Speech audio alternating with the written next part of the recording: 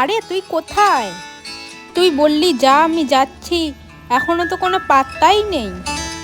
এই তো যাচ্ছি, দাঁড়া না, তুই ফোনটা রাখ, আমি যাচ্ছি।